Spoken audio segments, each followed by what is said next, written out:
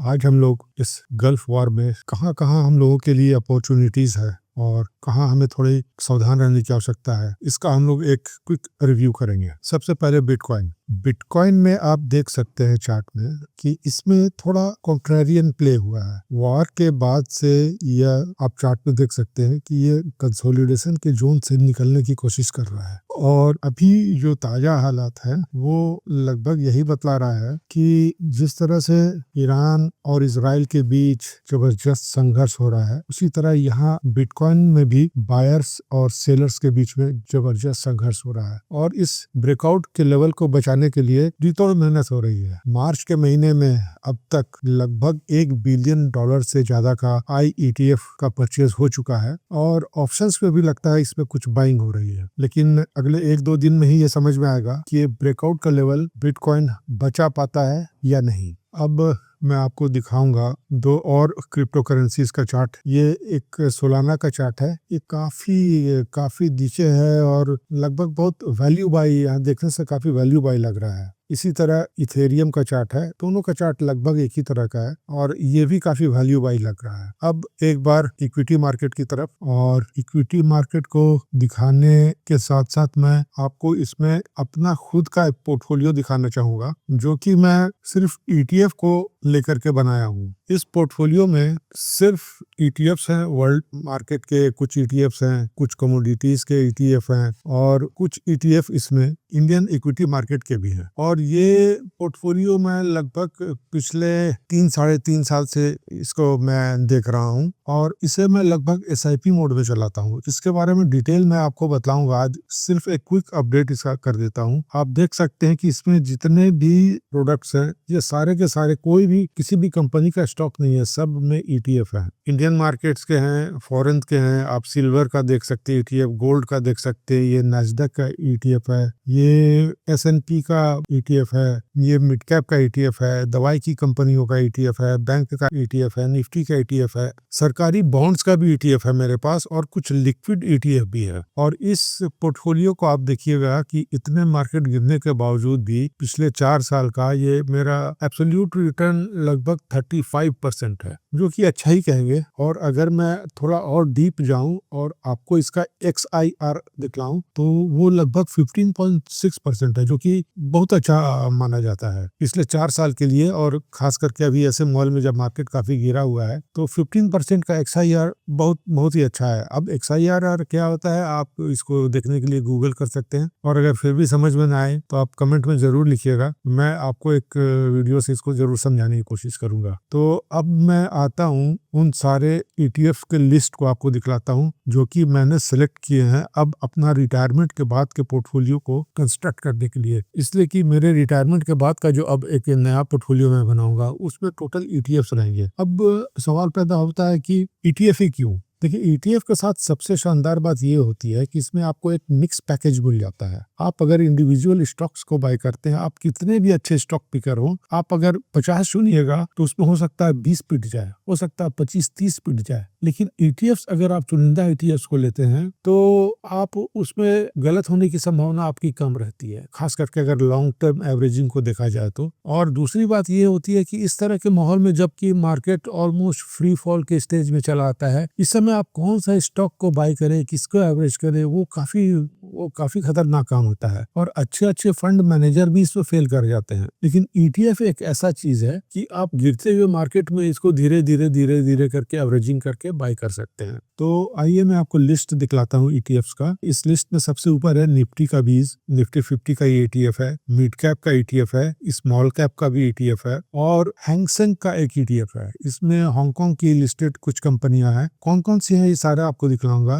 इसमें Fang plus की कुछ ETF हैं, टाटा का सिल्वर का ETF है और टाटा का गोल्ड का ETF है। मैंने इसको सिर्फ इसलिए चुना है कि ETFs में सिल्वर और गोल्ड में सबसे ज्यादा वॉल्यूम इसी में है और ट्रैकिंग एरर भी इसमें सबसे कम है। मैं दिखाने के लिए आपको क्रूड का भी, फ्यूचर्स का यहाँ पर रखा हूँ और नेचुरल गैस का भी रखा हूँ। और चलिए एक एक करते उन सबको मैं दिखलाता हूँ। ये तो निफ्टी 20 का है, आप इसमें धीरे धीरे एवरेजिंग कर सकते हैं। ये हो सकता है अभी अगर वार कंटिन्यूड रहता है तो ये काफ़ी नीचे, ये लगभग मैं एक अंदाज़ा ही लगा सकता हूँ, ये लगभग 250 तक आने की कोशिश कर सकता है। और अगर आप एवरेजिंग करते जाते हैं तो ये काफ़ी अच्छा है, और 250 के लेवल पे अगर ये आता है तो वहाँ पर आप थोड़ा बहुत लमसम डाल सकते हैं। उसी तरह मिड कैप ईटीएफ में भी आप धीरे-धीरे करके बाइंग कर सकते हैं। स्मॉल कैप ईटीएफ तो बहुत ही अच्छा है अभी, मतलब एकदम बिल्कुल वैल्यू बाय की तरह है, बट इसमें ज़्यादा इन्वेस्टमेंट नहीं किया जा सकता है। आप निफ्टी ईटीएफ 50 में ज़्यादा करिए, उससे थोड़ा सा कम आप मिड कैप ईटीएफ में करिए, और स्मॉल कैप ईटीएफ में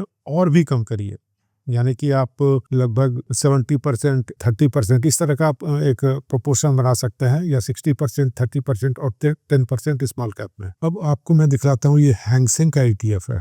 अब इस ईटीएफ में कौन कौन से कमाल के स्टॉक्स हैं वो आपको मैं दिखलाता हूँ। ये एक सेमीकंडक्टर इंटरनेशनल कॉर्पोरेशन है, ये सेमीकंडक्टर बनाती है, हांगकांग की कंपनी है। इसमें इसका 5% है वेटेज है। अलीबाबा चाइना की कंपनी है, इसमें 8% है। टेंसेंट ये भी सेमीकंडक्टर की कंपनी है, 7.5% है। और एक माइटवान है, ये भी 3% है, ये भी सेमीकंडक्टर की कंपनी है। एक AIA ग्रुप है, यह फाइनेंस से रिलेटेड कंपनी है। और एक चाइना कंस्ट्रक्शन बैंक है, इसका 4% है। ये जितने भी स्टॉक्स है ये सभी अपने अपने फील्ड में काफ़ी तोप हैं, और ये ईटीएफ भी काफ़ी अच्छा है। इसमें भी वैल्यू बाय अभी तो नहीं है, बट आप धीरे धीरे इसको एक्यूमुलेट कर सकते हैं। अब मैं आता हूँ आपको मैफांग का।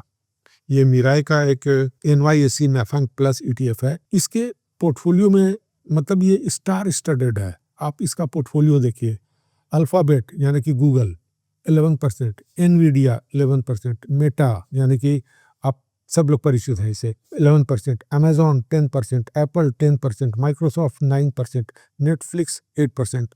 तो अपने पोर्टफोलियो को डाइवर्सिफाई करने के लिए और इसमें थोड़ा सा वर्ल्ड एक्सपोजर देने के लिए ये ईटीएफ तो रहना ही चाहिए हमारे पोर्टफोलियो में। उसी तरह आप सिल्वर का ईटीएफ देख सकते हैं। सिल्वर का ईटीएफ को मैं थोड़ा सा छोटे टाइम फ्रेम में आपको दिखलाता हूँ। ये अब इसमें धीरे धीरे एक्यूमुलेशन शुरू किया जा सकता है। और उसी तरह ये गोल्ड का ईटीएफ है। गोल्ड का ईटीएफ भी लगभग ये आप इसमें जरूर हर मंथ कुछ ना कुछ आप ले सकते हैं। अब मैं आपको थोड़ा कुछ कमोडिटीज़ का चार्ट दिखलाता हूँ। ये है क्रूड का चार्ट, आप देख सकते हैं क्रूड ऑयल के। ये फ्यूचर्स का चार्ट है, चूंकि ये स्पॉट में ट्रेड नहीं होता इंडिया में। आप देख सकते हैं ये 5 ईयर्स का चार्ट है, बिल्कुल अपने 5 साल के हाई पे है। मैं इसको और बड़ा करता हूँ, 10 ईयर्स में ले जा रहा हूँ, तो ये देखिए 10 ईयर्स के भी पीक पे है। तो यहाँ इतने ऊंचे लेवल पे लेना तो थोड़ा खतरनाक हो सकता है, और ऐसे भी ये फ्यूचर्स में है तो इसको तो किसी भी हालत में सजेस्ट नहीं किया जा सकता है किसी के लिए भी, but for sake of knowledge में ये आपको दिखला रहा हूँ। उसी तरह आप नेचुरल गैस में आइए। नेचुरल गैस में भी स्पॉट में तो आप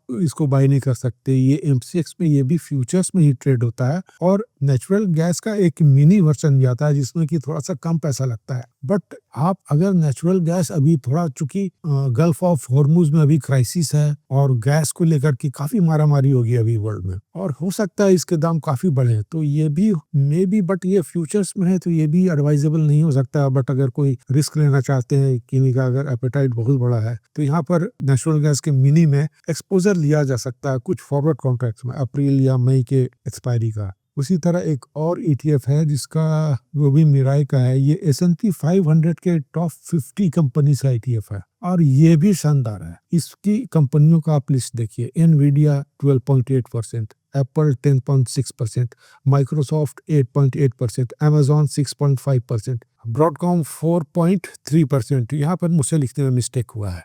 एनीवे, तो आप देख सकते हैं ये सारे ETFs का मैं अब धीरे धीरे सबको एक्यूमुलेट करने की कोशिश करूंगा, और जहां तक मैं कोशिश करूंगा कि फ्यूचर्स एंड ऑप्शन से इस ट्रेड में मैं दूर ही रहूं, इसलिए कि ये वार कब खत्म हो जाएगा, कब ये एंड हो जाएगा इसका, एंड काफी तेज करेक्शन हो सकता है उस समय। इसलिए धीरे धीरे जो भी लेना है उसको बहुत धीरे धीरे लिया सकता है। मैंने इसमें जो भी स्टॉक्स कलेक्ट किए हैं वो मैंने अपना वॉच लिस्ट का नाम ही रख दिया है WAAR वार। तो इस तरह से आप भी कुछ कर सकते हैं, और आपको जो कंपनी है, अगर आप डायरेक्ट स्टॉक में काम करना चाहते हैं तो इस तरह का एक आप अपना वॉच लिस्ट बना सकते हैं और देखते रहिए। और मौका अभी इस मार्केट में काफ़ी अच्छा मिलेगा और काफ़ी शानदार मिलेगा अपना लॉन्ग टर्म पोर्टफोलियो को बिल्ड करने के लिए। तो ये वार भले किसी के लिए दुख, दर्द और परेशानी लेकर के आ रहा हो, खास करके अब मुझको तो थोड़ा सोच कर कि कभी कभी म्यूचुअल फंड इन्वेस्टर्स जो लोग की ब्लाइंडली एवरेजिंग करते जा रहे हैं थोड़ा, और जो अभी हाल फिलहाल में 1 आध 2 साल से शुरू किए हैं, उनको लेकर के थोड़ा चिंता होती है, इसलिए कि उन्होंने कभी भी नहीं सोचा होगा कि उनका पोर्टफोलियो कभी रेड में जा सकता है। और ज्यादातर लोगों को म्यूचुअल फंड यही बोल करके बेचा गया है कि म्यूचुअल फंड सही है, सही है, सही है, बट इस तरह के मार्केट के लिए तो बिल्कुल ही सही नहीं है। मैं इस पर एक अलग से वीडियो बनाऊंगा और वो पता चलेगा कि अगर म्यूचुअल फंड सही है तो किस परिस्थिति के लिए सही है, और अगर गलत है तो दो ऐसी क्या परिस्थितियां हो सकती है जिसमें कि म्यूचुअल फंड कभी भी सही नहीं हो सकता। बट ये जो ईटीएफ का मैं आपको जिस तरीके से एसआईपी मोड में धीरे धीरे धीरे धीरे करने के लिए कह रहा हूँ, तो आप ये मैंने खुद एक्सपेरिमेंट करके देखा है अपने पर, और मैं आपको दिखला रहा हूँ, ये मेरा खुद का पोर्टफोलियो है।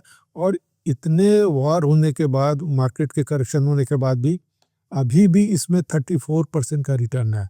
तो जो मैं खुद अपने पर किया हूँ एक्सपेरिमेंट, मैं उसी को आपको बता रहा हूँ। मैं ऐसे ही हवा में डींगा हाँकने के लिए ये चैनल पर नहीं आया हूँ। मैं जो एक्सपेरिमेंट किया हूँ और जिस एक्सपेरिमेंट में मुझे सफलता मिली है वही मैं आपको बतलाता हूँ। हाँ, अब रहा सवाल मैं बिटकॉइन का, तो बिटकॉइन में तो मैं डिस्क्लेमर पहले ही डाल चुका हूँ कि मैं 3-4 महीने से ही इसमें ट्रेड कर रहा हूँ, और मैं कर सकता हूँ या नहीं कर सकता हूँ ये देखने के लिए मैं मात्र 10,000 रुपये लगा करके ट्रेड कर रहा हूँ। पहला 2 महीना मेरा बहुत अच्छा हुआ है, अब देखना है आगे क्या होता है। और मेरा उसमें कंपटीशन एक ही चीज़ से है, वो है 1 साल के एफडी से। मुझे हर हालत में उस एफडी को बीट करना है। मैं उसे अगर बीट कर दूंगा तो मैं मानूंगा कि हाँ, मैं बिटकॉइन में फ्यूचर्स एंड ऑप्शंस में ट्रेड करने के लिए उपयुक्त है। तो चलिए, हैप्पी इन्वेस्टिंग, आप सब लोग लगे रहिए, और कितना भी आपका बिजी रूटीन हो, इस चीज़ के लिए थोड़ा सा टाइम ज़रूर निकालिए। Thank you.